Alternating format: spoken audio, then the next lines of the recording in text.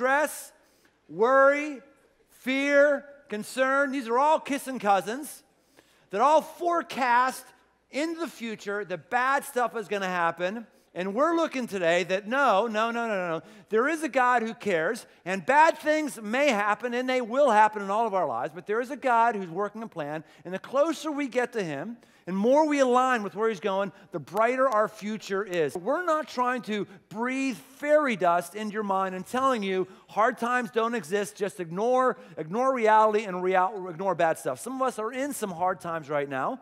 Some of us are going to come into some hard times. But these are not the things that we're to focus on.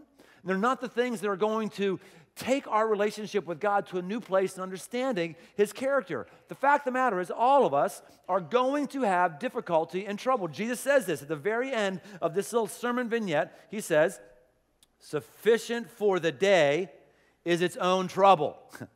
So in other words, every day you and I are going to have trouble.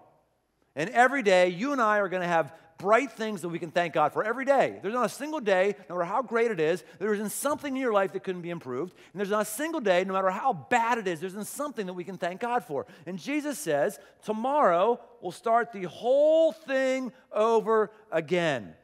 This is important to understand that the idea of worry is never going to go away because we are always going to see things that we're concerned about. We're always going to see things that freak us out a little bit. All this energy we spend on that is energy we can't spend thinking about God. It's energy we can't spend talking to God. It's energy that we can't spend being creative in our jobs, creative in building into other people, and doing things.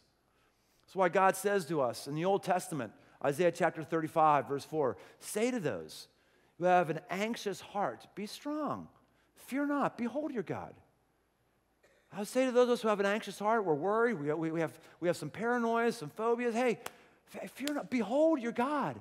You cannot be worried and stressed and at the same time beholding your God and connecting to him.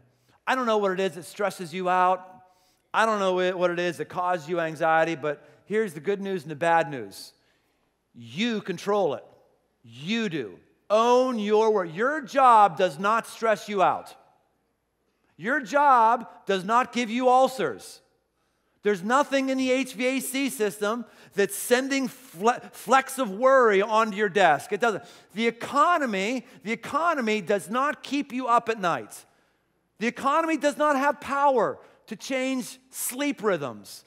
Your response to that data and that stimuli is what keeps you up at night. Matthew chapter 13, Jesus puts it this way. The cares of the world and the deceitfulness of riches choke the word, and it proves unfruitful. The word, things that God wants to do with us, he wants it to be fruitful, to give us a bright future. And there's nothing wrong with the world, and there's nothing wrong with riches. What's wrong is when we have intense cares or worries about the world, or we are deceived that riches are going to make us happy. And we allow that to sidetrack our mind. We choke out the things that God is wanting to do in us. Worry is negatively foretelling the future, and you need to own it and stop being a doomsday prophet on yourself.